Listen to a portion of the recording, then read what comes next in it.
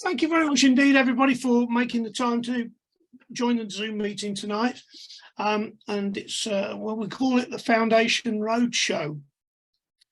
Now, I'm going to just start by saying what I want to cover and some of the things that I won't be covering, because it's such a vast subject, you can't do everything. It's really aimed at people perhaps who are not terribly familiar with Foundation and what Foundation does and how it's set up and what its reach is. I shan't be going into a lot of detail about district grants or global grants tonight. I'll be covering that in another session, which will need to be organised in the next few weeks. So that's the basis of it. And I'm going to say welcome to Tom Hunt, who you'll see on your screen there with a nice blue background, Rotary doing good in the world.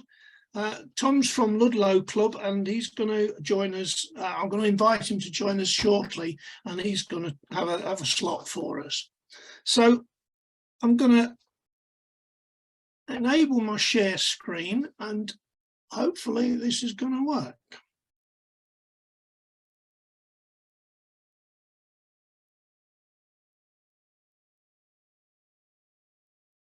Okay, you should all be able to see the screen there. So I'm going to carry on then. Perfect, Brian. Good. So I need to can't quite see where I start. Okay, so I don't know whether it's set up for slideshow. I'll know when I hit enter button. So this is it today, 2023, held on Zoom today, and I'm Brian Johnson, the District Rotary Foundation Chair. So my first point is, what is the Rotary Foundation? You'd be surprised how many people in Rotary will say to folk, you know, I don't know very much about Foundation. I've been a member for several years, but nobody's ever told me much about Foundation. So I'm going to briefly announce or tell you what it is, in my opinion, and you'll no doubt correct me if I've got any of it wrong at the end. So first of all, it is Rotary's own and only charity. Well, we're all familiar with charities. We all support various charities, don't we? We all support, you know, perhaps the Red Cross, the Woodland Trust or the Dogs Trust or whatever. There's millions of them. But this particular one, the Rotary Foundation, is runs alongside Rotary, but it is our own and, as I say, only charity. So if you look at the top left-hand slide there, I think they're trying to show this is a partnership of Rotary Foundation alongside Rotary. One at the bottom is Rotary Foundation, because we care. Bill Gates has got some comments on the top right. He said that it's an amazing organisation and it's due to Rotary that the campaign was started to end polio. And the bottom right is, wouldn't it be nice if Rotarians said, the Rotary Foundation is my charity of choice. Now, I don't know about you, but I think to myself, well, if I'm going to be involved with the charity, I want to make sure that it's a good one and that it's well run and it's good value for money. So the Rotary Foundation has had outstanding performance. Here's some dates from 2021. Now, there's an organisation called the Charity Navigator, and they assess thousands of different charities every year, and they grade them to see how well they're run and how well they manage their finances. And the Rotary Foundation consistently in the past 14 years has been right at the top of this survey. And you'll see there at the bottom, there's 91% of the funds that Rotary Foundation receive actually end up being spent on programme awards and operations. You'll know very well that some charities lose something like 40% of their income to salaries and fundraising and so on and so forth. But Rotary Foundation is massively, massively effective, with 91% being used for what it's supposed to be used for. And there it said that $440 million was raised by Rotarians in 2021. Here's a little thing from the Charity Navigator's list of the 10 best charities worldwide. And on this particular screen, we see that Rotary Foundation came in 5th with a score of 99.4. So it's a tremendously well recognised and respected charity.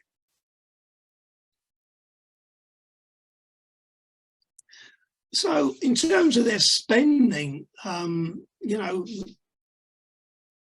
they, I think this is also in 2021, to be honest, gave 467 district grants amounting to $31 million, 55 disaster response grants, and 2,000 global grants with $130 million. So they spend a lot of money. I'm going to go into this in a huge amount of detail, but it shows you how the Rotary Foundation is funded. If you look on the left-hand side there, we get contributions from Rotarians, from Rotary clubs, and from others. And they are spent in several major areas. The top one is End Polio Now, or Polio Plus programme. Then there's the Rotary Peace Centres, which we'll talk about. And then the annual fund is the fund that is used for most of the day-to-day running of foundation's work on grants, global grants and district grants. And then there's an endowment fund at the bottom, which Tom Hunt will explain a bit more about, but that's where people give money into an endowment and that's invested, and the investment will generate some income that will give funds in perpetuity. So the programmes on the right hand side there, we've got polio, peace centres and district and global grants. Now the history of the Rotary Foundation goes back a long, long way. So here we go, we can see that in 1917 Arch Clumph proposed to set up an endowment for the purpose of doing good in the world, and that little saying still holds good today. It was renamed the Rotary Foundation, and it's a distinct entity within Rotary International. And in 1929, the foundation made its first gift. And in 1978, we can see that Rotary introduced health and hunger humanity grants. And then in 1985, the Polio Plus programme was launched. I mean, I think that's such a fabulous thing. We all know about polio, and what a terrific vision somebody had to say, let's see if we can eradicate polio across the entire planet. And we'll say a bit more about that shortly. So the next session, the next segment is, well, what does Foundation actually do? Well, we connect Rotary clubs with communities, if you like, in simple terms.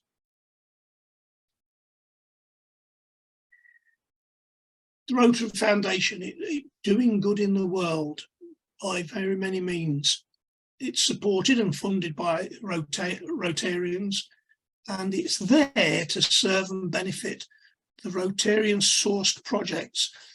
Now, there are 7 areas of focus, which you're probably aware of, but they're listed here.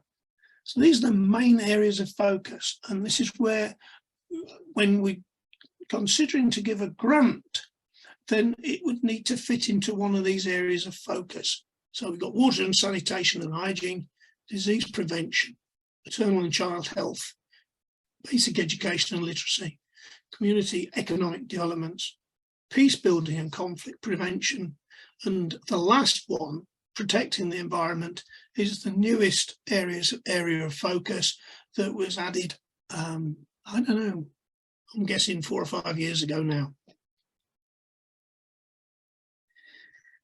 end polio now is still the preeminent cause that Rotary Foundation is involved with, and there's still a massive amount of money being spent on there.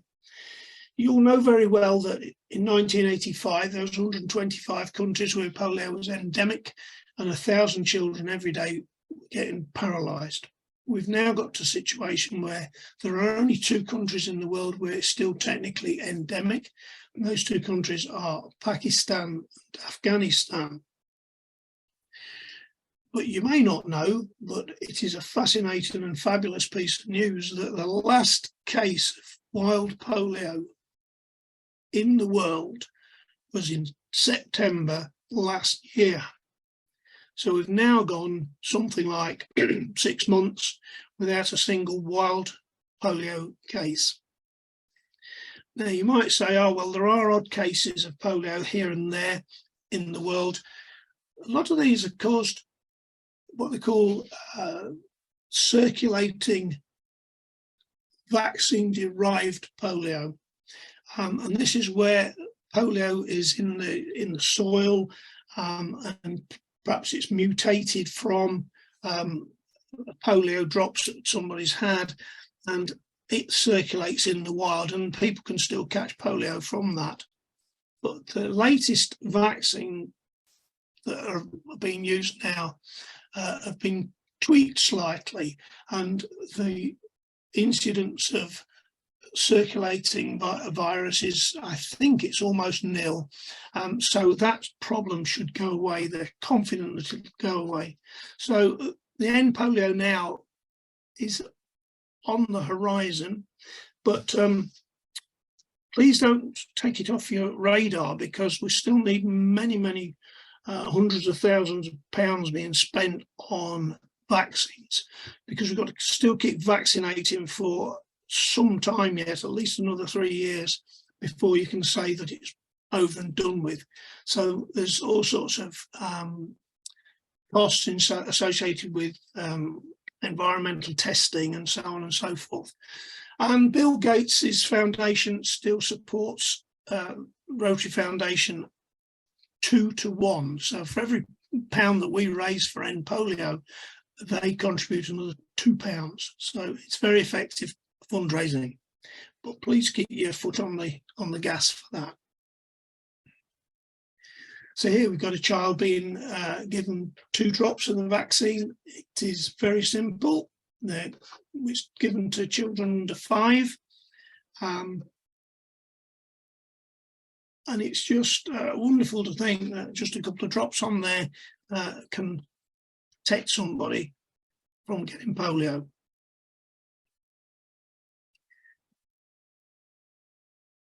We also are involved with disaster response grants. You were probably well aware that when the Ukraine war kicked off, very quickly foundations set up a fund to collect funds for the relief of Ukrainian people, both in the Ukraine and if they've migrated to another country, that they could get supported there. And the total contributed into that fund was $15 million. So it was a lot of money. And the way it was set up that it was to be spent was quite a novel way of doing things for Foundation. And they invited districts, like our own district, to apply for a grant that could be up to $25,000 for a project that would help relieve the suffering of Ukrainians because of the conflict.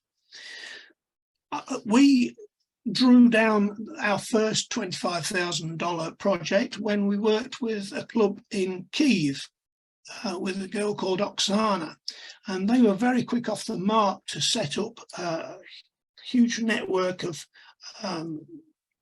shelters for internally displaced people. people who'd had their houses bombed and they got nowhere to live. They ended up needing somewhere to stay that was warm and safe. And so they set up these shelters that might have been in, say, I don't know, a gymnasium or something like that, but they needed to set up the place with beds and refrigerators and heaters and bedding and all that sort of thing. So we drew our first grant for $25,000, which was used to buy that sort of equipment. And the arrangement was that once a district had set up a project like that and drawn down the money and spent it and got the final report in and signed off by the Rotary Foundation, then you could apply for another grant. And District 1010 applied for another grant, and this was pretty well put together by the Ethan Valley Club, who did a great job there, working with a different club in the Ukraine to give kids laptop computers. If their school's been bombed out and they still needed to study, they needed a computer. So they were able to supply 167 laptop computers to the children there. Sadly, well, I say sadly, successfully, that $15 million was all spent well before Christmas last year, and it's been opened again, that fund, but at the moment there's not a colossal amount of money in it. I don't know just what the score is there. So that was the disaster relief work for the Ukrainians, but Rotary also have a fund for disaster relief, which can be drawn down for any disaster when it happens. They have allocated two subsections of this recently. One was for the floods in Pakistan, and the other was the earthquake in Syria and Turkey. So money's been given by Rotary clubs and people to that fund, and those funds will be ring-fenced for that, for those reasons. So that's disaster relief, disaster response grants. Another big thing that Rotary is involved with is peace fellowships. And they've set up 6 peace centres around the world, and they're in universities. And we're lucky enough to have one in the UK. It's at Bradford. And young people can apply for effectively a bursary or a grant to go and study at one of these universities to learn about peace studies and whatnot. And very often people are from, I don't know, disadvantaged areas or conflict zones that might apply for work or those grants. And last year at our district conference, we had the benefit of 2 young women came along. One was from Afghanistan and one was from Iran, both of whom had studied at Bradford. So that's a wonderful programme that's funded by Rotary Foundation. And the grants that the students get cover all their fees and the accommodation as well. Now I've got a little video here which I think will play. It's worth playing. It's a nice little video.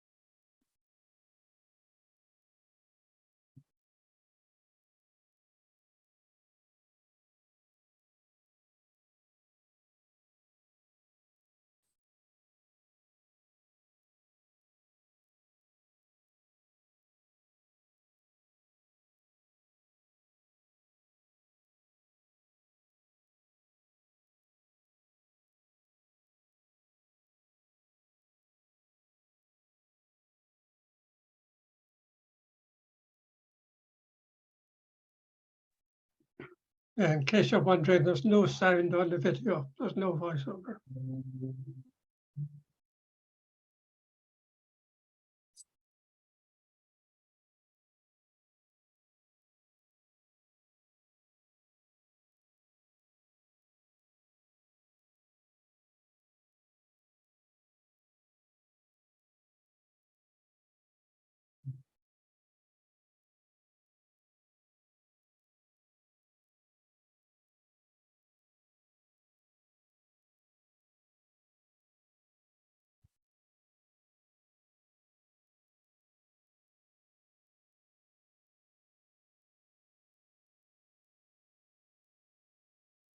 Right, so I've explained what Rotary Foundation is and what it does.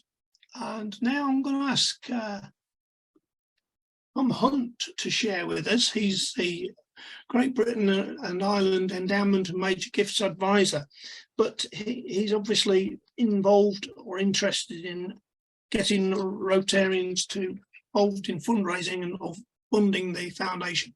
So I'm going to stop sharing and then Brian will put Tom on to speak with us. If you unmute yourself, Tom. The floor's yours, Tom. Okay, thank you, Brian. I really appreciate this opportunity, and good evening, everyone, from down in lovely Ludlow, in Shropshire. If you don't know where it is, District 1210. As Brian said, I'm the EMGA for short, Endowment and Major Gift Advisor across RG, BNI. So what does that mean?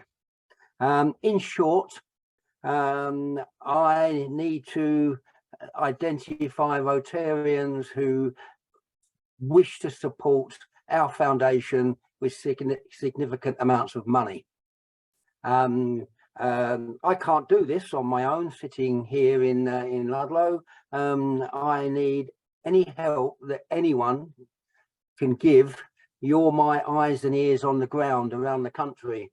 In your case, you're in District 1210, but by talking to other districts, it's the same, that I need help. So if you do happen to you personally want to speak to me, I'd love to do that. Or if you know of anyone, then please put them in touch.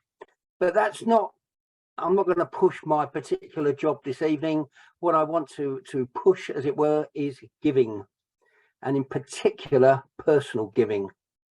There may be a little bit of repetition with what Brian has said, but I will try not to repeat too much. But just take yourself back, as Brian told you, to 1917. We'll talk about giving. So the Rotary Club of Kansas City gave $26.50 back in 1917. And then, as you saw later, the foundation was actually formed in 1927. Now we have, in pledges and in actual money, 1.6 billion. So $26.50 to 1.6 billion. That's a lot of giving. On a local level, I'd like to thank you all, any of you that are actively supporting our foundation, because without donations, we can't do good in the world. We can't improve lives, change lives, and save lives, which is what Rotary, through the Rotary Foundation, does every single day. Brian mentioned Emporio Now, and I think that is a really great story, that if anyone says to you, well, how do you change lives, save lives, and improve lives? Just tell them the Emporio Now story. Just tell them, and this is a bit of repetition, 350,000 in 85. Well, if this is of interest, the actual project started in 1979 in the Philippines, and they decided to get rid of it in their islands, and they vaccinated 7 million children. Due to the success of that, then 1985, Rotary made that commitment, And in 1988, the Polio Plus project was actually set off. But the key thing is what Brian said, to date, 0. To put it into context with last year, there were 27 last year, 2 in Pakistan, 2 in Afghanistan, and 27 in Pakistan, 17 in Pakistan. But now, I really want to emphasize that, 0. If we can get to the end of this year, we then have 3 years before we can say we have done what we promised the world all those years ago. What is it? 30, 20, 38 years ago? All those years ago, we made a promise, and it is now we can honestly say we're nearly there. So to me, that is tangible proof of how we change lives, improve lives, and save lives. Whenever one's being asked for donations, they could question our foundation. Why? As Brian said also, why not give to the Dogs Home or to the cancer research or this and the other? Brian mentioned one, the Charity Navigator. So there's loads of reasons why, but I'm just going to give you 3. The first one is what Brian's already done, Charity Navigator. We are in the top 1% of charities in the world. The second point is I do not know another charity that allows you to target where exactly you want your donation to go. Brian's mentioned the 7 areas of focus, depending on and the annual fund, but depending on the level of the commitment, you can also support global grants, you can support global scholars, you can support vocational training teams. So you can put your donation exactly where you want it to go. I don't know of any other charity that allows you to do that. And thirdly is stewardship. They may equal us, but no one looks after the money the way that Rotary does. It is controlled from the moment it leaves the one bank account until it is spent on whatever the project is. So giving, which is what I really want to speak to you about. Ideally, we would like every Rotarian to give personally and not via the club. If you do, in your particular clubs, if you do give through to the foundation in any shape or form through the club, then can I ask you, please, get your treasurer or secretary to complete the back of the donation form with your name and your number and whether you still pay tax so we can claim gift aid. Why is that important? Because we want to thank you. We want to know who you are. If you put money via your club and we're not notified of you as an individual, how are we going to know? So if you would please do that, it's really important that you give personally. So how can you give?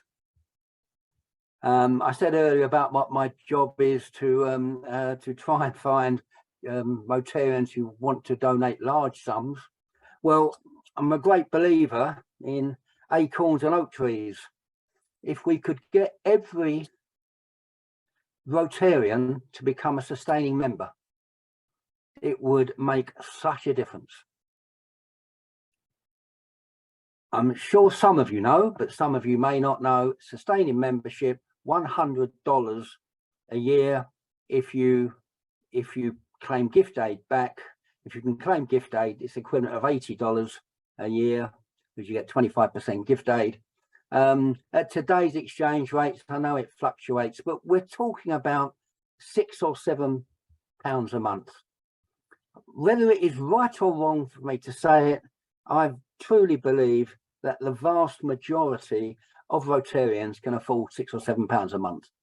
And I know I'm totally biased, but I believe that the first few pounds that any Rotarian wants to give to a charity, it should be to our own one. By all means, like I do, I support a number of charities, but the first one I support is our charity, the foundation. And I honestly really believe that if a Rotarian takes that first step, takes that first commitment, fills up that first direct debit or standing order, they will then probably look into our foundation a lot more. They will hopefully go onto the Rotary showcase and just see all the wonderful things that are being done every day around the world. That may then lead them to want to give perhaps a little bit more. And it could build up to them becoming a member of the Paul Harris Society. And the Paul Harris Society is a commitment of $1,000. Again, take off gift aid, take the extra exchange rate, now 60 or 70 pounds a month. That could then accumulate over a number of years for them to become what we call a major donor. And a major donor is anyone who has given personally $10,000 to the Rotary Foundation over any period of time. We also have what Brian mentioned earlier, the endowment fund. The endowment fund, as I said earlier, is currently sitting at 1.6 billion. We hope to get it to 2.25 billion by 2025. And the bequest, it's called the Bequest Society that goes into the endowment fund. Again, it's a starting of $10,000 and can go up to whatever that particular Rotarians wishes to put in their will. So the way it works is you can put a codicil or a sentence in your will stating that you would like to leave X amount to the Rotary Foundation. As the numbers get higher, you're then able, for example, to have a named trust. So you have a legacy. When you pass to higher service, you're doing good in the world. Well, over and over again, really. But I want to impress everyone to please try and take that first step. And also, this is quite new that we've found out that this is possible. But if any of you or you know anyone who owns their own company, and I emphasize they have to be in control of, they don't have to own 100%, but they must be in control of the company, or it's a family concern that was started by their parents or grandparents. You are now able to give money through a company that can be treated as a personal donation, and therefore it counts for all the things I've mentioned before.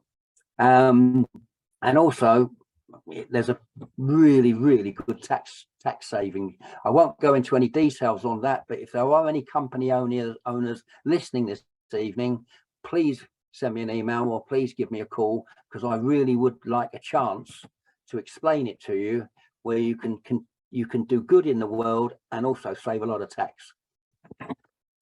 So I'd just like to finish by giving you a little poem. A Rotarian is a person who digs wells from which they will never drink, who vaccinates children they will never meet, who restores sight for those who will never see, who builds houses they will never live in, who educates children they will never know, who plants trees they will never sit under, who feeds hungry people regardless of race, religion or politics, who allows a person to be able to walk half a world away, and who knows that real happiness can be found by serving others. So I'd like to thank you so much for listening to me. And I just want to finish, because if you forget everything else I've said, then please take the first step and become a sustaining member. Thank you. Over to you, Brian. Well, thank you very much, Tom. It's good that you could join us today and explain in some detail there for us how Rotarians can get involved with giving. Would it be an idea, Brian Stewart, to ask for any questions that anyone might have of Tom Hunt at this point, or should we press on and ask questions at the end? What do you think? If you want to just carry on, then we'll get questions at the end, Brian. That's fine. That would be cleaner. Okay, so I'm going back through share screen again, and thanks very much, Tom.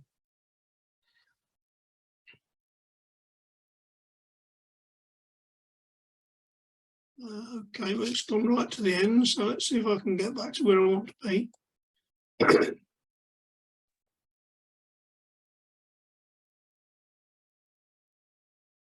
Right, here we go. So that was Tom. So my next slide is, we're getting to the end of things now, and my next slide here is, I beg your pardon. Oops, just a minute, what's it doing? My question is, how can we engage with foundation? Now that might seem a daft question, but a year ago, we were looking for people, clubs, to apply for district grants, which is the way they can get their hands on some relatively modest amounts of money from Rotary Foundation. And we've got approximately 90 clubs in District 1010, and we received 5 applications for a district grant. Now, what does that tell me? It tells me that 95% of our clubs perhaps not as engaged with foundation as they might be. And it is a fact that there's a lot of very, very good Rotary clubs that don't really get terribly involved with foundation. They are very much involved with their local communities, possibly, do a lot of work with schools and local things, but they don't really see that getting involved with foundation is something they want to get involved with.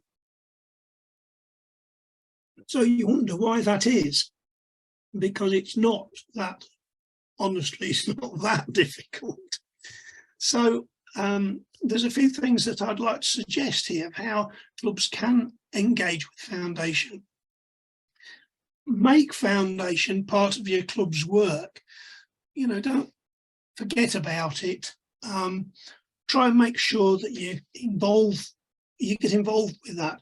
And that might be that you appoint a foundation chair within your club that would look after foundation work. We've all got club assemblies coming up in the next few weeks, and if there are any club presidents here, I'd encourage you to make sure that in your club assembly you think in terms of engaging with foundation. And I also gave a presentation to the incoming presidents a couple of weeks ago, so I suggested that to them. Next item there is, well, encourage your club to give money regularly.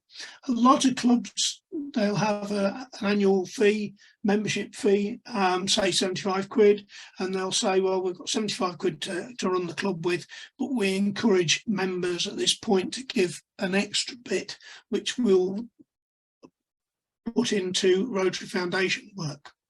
So that's good if you could get money given regularly. And how about organising a little fundraiser? Polio is nearly there. Let's get it over the finishing line. There's various different initiatives that have been used to raise money for polio. One of which is one that I'm not terribly enthusiastic about anymore, and that's the planting of crocus corms. And the only reason I say that is Rotary Foundation sees very little out of that. Very little money of that goes to Rotary Foundation. But you might think, well, what else could we do for polio? And our club did a little fundraiser in one of the secondary schools. We had what they call a Purple Pinky Day. When the children get their drops administered, they get their little finger marked on the left hand with an indelible purple pen. And that shows the Rotarians that child has been immunised, because the second day after a national immunisation day, they go around every house in the neighbourhood looking for children who might have missed the drops the day before. If the child's got a purple pinky, then they know they've had the drops. If they haven't, they get the drops. So you could organise a purple pinky event in the school. It's very easy to do, and all the money goes to polio, for example. And finally, go for a grant. The easiest way to do that, and I'm not going to go into details just now, but you can apply for a district grant. It's fairly easy to do. You can do it as a single club, and it can be used for a local project or an international project, and worth a try. So that's that's grants. I've got a little thing there from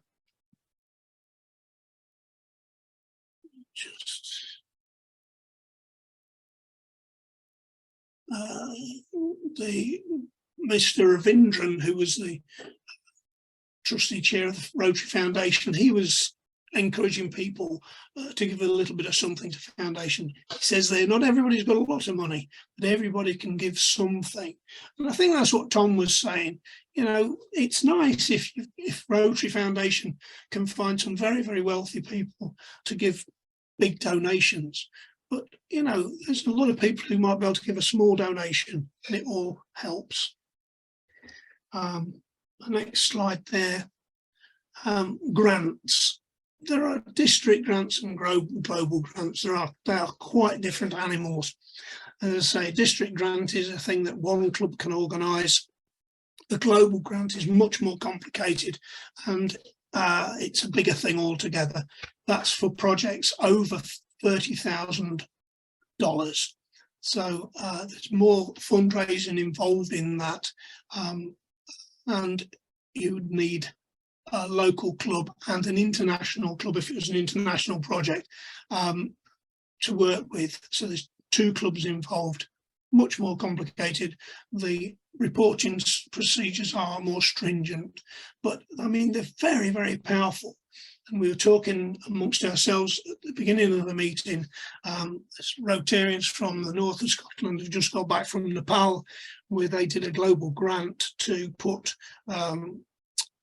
taps and toilets into homes in Nepal, and they had a fantastic time seeing the wonderful work that did and the life-changing effect it had on the people who'd received the benefit of that. Bear with me, next slide. So I've explained a bit about the 2 different types of grants there.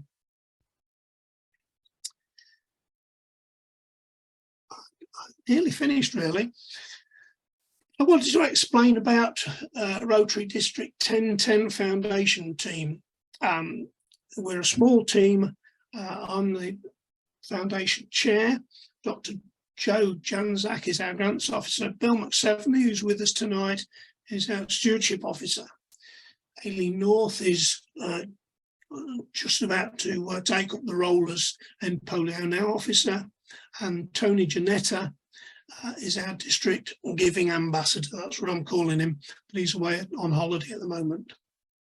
So we would love to meet with your clubs. If your clubs want to talk, either that could be on Zoom or perhaps in person, we're delighted to come and meet you guys, tell you a bit more about it, and encourage you to get involved with Foundation. So I'm going to say thank you very much for your time tonight. Appreciate you're all busy people. I hope you found it interesting. I hope you found the sort of tone of the thing about right. I didn't want to go into too much detail with grants because we can do that at a different time. It was more designed for people to get a feel for the breadth and depth of Rotary Foundation. So having said all that, I'm going to stop sharing now, and let's have a session where we can have a chat, throw any questions in, and see where we go from there. Ideally, if you can raise your hand the way Tom has done, that's the easiest way for me to see who you are. If you don't know how to do that, then get close to the camera and wave frantically, and I'll probably spot you. Tom, if you want to unmute yourself, chip in. Yeah, just that you were talking about something to do for End Polio. I don't know if it reached your district, but what we started last year on World Polio Day on the 24th of October, we encouraged clubs and districts to walk a mile for polio. Now, the idea is not just Rotarians, but to get school children, anyone in your local towns, and it is the magic sum of £1. Yes. So each person just donates £1. Now, if they want to get sponsorship, if they want to, give more, then fine. But it's got a double benefit. One, it can raise a serious amount of money, even with just someone giving £1.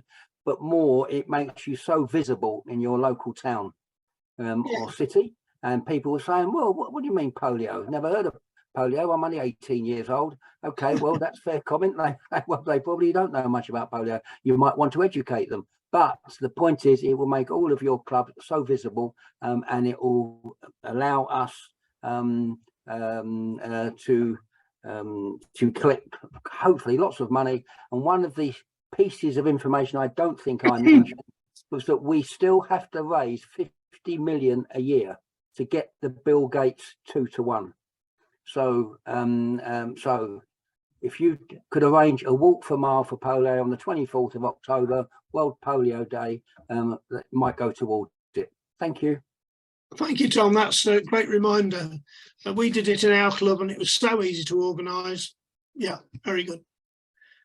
Anyone else? Any questions? Any other questions? Right, Grant, yeah. If you unmute yourself, Grant. You got Angus Glennis. Yeah, hello, Tom. I was going to ask you, how do we get members to sign up? You're encouraging us to do the supporting here, and is there a form that we can download, or how do we encourage people to get the direct debit or standing order? Yeah, two things. One, you can, if you're so inclined, you can do it online. Just literally go onto the RGBI website, or Brian Johnson is holding up a form that I can send you electronically. So I can send all of you, or I could send to Brian, and then he could distribute it by email. It genuinely is a very straightforward form. Very easy. And you just decide how you want to donate, how much you want to donate, and you send it to RFUK Ulster.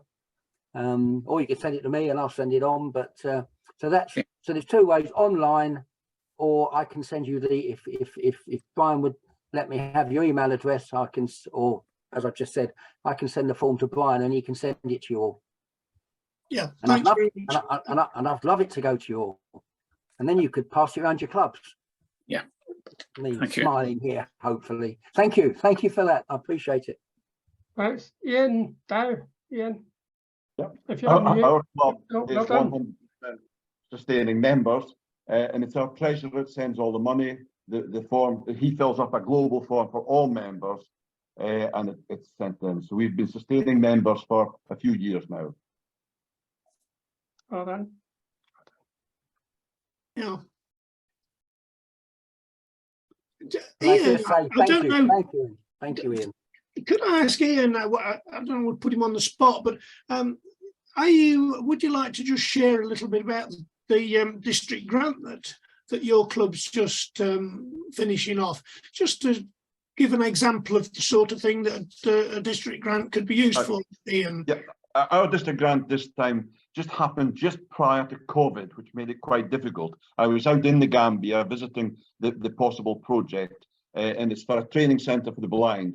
So we knew exactly what they wanted. So we came back home and started raising the money for it. And because through COVID, most of our fundraising was done in online sales and online bingo, we raised a lot of money. And then since COVID was finished, the grant. But they really wanted white canes, they wanted laptops and braille machines. So we raised all the money for that, and the first lot went out by freight. The second lot then went out a year later. And the final part of the project was to raise money for a minibus, but we managed that also by the end of the grant, and that money's gone. So with the district grant, we wouldn't have been able to make the final package. But the centre there, we had 3 Zoom meetings with the folks in the Gambia, because that's the only way. I couldn't get back out there with members from our club. So we just worked with them on Zoom. and we knew exactly what they wanted, and their delight shows up when we see the pictures of them in their new minibus getting from A to B. Gambia is quite difficult because this training centre helps blind people from the whole of Gambia, so it's all over Gambia. Not a huge country, but it is helping people, young people, get back into work, back to university, and gaining confidence from blind children who are at school. So we're very pleased with the way the project's gone. Thank you, Ian. Very useful. Actually, I've got a few hands up. Andy Argo, I think, from just up the road, goes first. Thank you all. We are finishing one international project that received a district grant. This is one in Zimbabwe, which is the crop cultivation and aquaponics project. Two of our members are travelling out to Zimbabwe later this month to hopefully put the seal on the thing and to see the finished project. We're investigating the possibility of further developing this particular project with the addition of new technology to enable this particular project to be even more productive. I'm a little confused by some of the qualification criteria. Is what I've described likely eligible to be a candidate for an additional grant application? As far as I can see, I don't see why not. The idea with a lot of these grants is you try and get them to be a sustaining situation. So, you know, you give a grant, you set somebody off, and then it perpetuates without further help. Yeah. But certainly it's been the case that sometimes we've done a project and it's grown from that to expand. Andy, do you want to get in touch with Brian then if you want to chase down more detail on that? Well, we certainly will. We'll be in a better position to discuss this once our two members come back from Zimbabwe, so that we know exactly where it's going. It's quite an exciting project, but obviously I wouldn't want to waste a lot of time and effort and form filling on a project that's not going to get out of the starting blocks. Yeah, absolutely, absolutely. Right, I've got Alex, Evan Wong, and then I've got Agnes Glens, I think, after that. Alex, if you unmute. Yep. Thank you. Thanks to the team for enlightening in a very lucid way. It's just two quick points of clarity. Tom mentioned that in giving to foundation, I was not clear whether, unless the member identifies themselves, are you able to recover the gift aid? Because that would add quite a lot. Because in our club, we do it as a unit. The club gives, but we do not identify ourselves. So could you clarify whether we should be doing that? Yeah, can I jump in? Yeah, absolutely. You've raised a brilliant point, Alex, that if we don't know who you are, we can't claim the gift aid. Oh my God. And so that is a significant lump of money, 25%. So yes, absolutely. But as Ian said, his club do it precisely as it should be done, by completing the back of the form, and there's it's your name, your Rotary ID, and that little box to tick if you're eligible for gift aid. So yes, please. We do sign a gift aid form for giving to other parts of the club, but we do not identify ourselves individually. It would be very helpful if that was more widely known. Okay, over to you, Brian. Can I, while I'm on, just for something for Andrew, can you, yeah, sorry, someone's, oh, come on. Andrew, when your couple of chaps are going out to Zimbabwe, the very first thing for a global grant you must now do is a feasibility study. That's the very first element. I'm muted, Andy. Brian, could I just ask one quick second question, was whether the disasters grant, which I don't know if that's widely known, exists, it is assigned by the Rotary. You cannot apply for any old disaster. The policy or assignment is decided by Rotary at a higher level. Is that the correct interpretation? My understanding of it is, and somebody might be able to correct me on this, Ken McLennan might be able to help me more if I've got this wrong. My understanding of it is that there's a disaster recovery fund, disaster relief fund, that would cover pretty well anything. But the specific disasters recently, the floods in Pakistan and the earthquake, anybody giving to those, that money's been put to one side, if you like, or ring fenced for use on those particular things. But there's still money left in the disaster relief fund, which, as far as I know, could be drawn for other disasters. But if somebody raised money for the earthquake in Turkey and gave it into the disaster relief fund, it couldn't be used for other disasters. It's got to be used for the earthquakes. Does that answer the question, Alex? Partly. I think I'll correspond with you directly if that's okay. By all means, do that. Thank you. Yeah, that's best. Ken McLennan was nodding, so I think that's. Angus Glens, you were waving at me earlier. Yeah. My question is, I've already dealt with 2 global grants for the club, and we're about to embark on another one, this time working with Blair Gowrie and again with the Rotary Club of the Himalayan Gurkhas. Last time I managed to get a £50,000 grant from the British government, and Foundation Rotary International then added to that using the multiplier. Would that still happen? Because I've been looking at the information on the grants and I'm not sure that it would.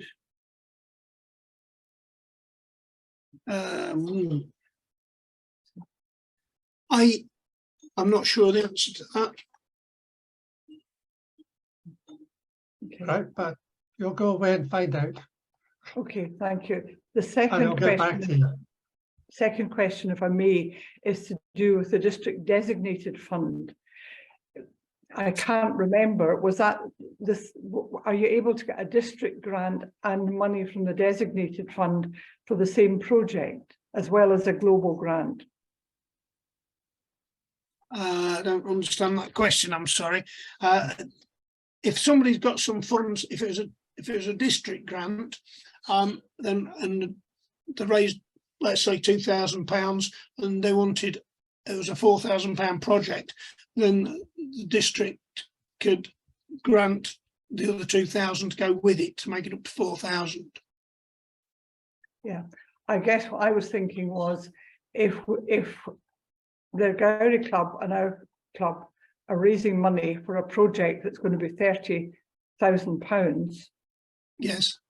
Would Blair Gowrie be able to apply for a district grant if we were doing the global grant application for the same project? That doesn't sound right to me. No, okay. I think one club would need to lead the project and be partnered with the other club, but one would seem to be leading it and it would be in their name and then they would apply for the grant. I'm sure that'd be the easiest way of doing it. Okay. Right, we're kind of pretty much out of time now. There's really good people putting Brian on the spot here. Excellent. Excellent to see. And he will check up on those points and do get in touch with him directly if you've got a particular situation. I want to say just a couple of things. Thanks to Brian for setting it up. Thanks to Tom as well. Can I just say I've seen Tom in action as in auctions. If you ever want to raise a lot of money, then he's your guy. You can screw thousands of pounds out of stone. It's fantastic. It's great. And 2 things. First of all, I think we've mentioned the sustaining membership. applying for grants, please. All that money is available for projects. And the other thing, people are always interested in public image and publicity for their club and for Rotary generally. And as Tom said in Brian's presentation, there's all this stuff going on through Foundation. And even if your club isn't involved in a district grant or a global grant or whatever, you're still giving money to Foundation, and Foundation is still doing all of this stuff. So you can hang your club's public image on the back of all of that. So there's a hook for you to go. Right, can I hand over? Ken McLean is desperate to say something, as ever. Absolutely desperate. You've taken away some of it, Brian, but a couple of things just on polio. We've got two pilots in the USA going to be doing a flight to end polio around the world with an aim of raising $1 million, which Bill Gates will take it up to $3 million. And they're going to land in our district in Wick on the 13th of May. Now, I've asked the Wick area clubs if they would do something, but the guys, the pilots, are also keen to go to another airport, perhaps Inverness, perhaps Dundee, while they're here. So you'll get more information about that, and Dundee clubs, just watch this space, because maybe we're coming, see if we can do something and raise profile and get more money for polio. A couple of other very quick things. District councils on Saturday at 10 o'clock. A lot of clubs have not yet registered, but district council is your council. You are the district council. Come along, register, Saturday, 10 o'clock. It's not going to be long. And we've got a couple of interesting speakers as well. And our district secretary, Kath, has sent out all the information to your clubs just today with the agenda. And then the district conference is on the 10th of June in Perth in the Dewar Centre. And we'll have Friday night entertainment and Saturday night. And I believe I might even manage a wee sponsorship of a drink on the Friday night. I just want to say thanks to everybody for coming along. I repeat the thanks to Tom, particularly for coming along, and obviously Brian Stewart for setting it up, and the other Brian for doing all the hard work in the background. Thanks very much, everybody. And we'll see you all again soon. Thanks, everybody, again.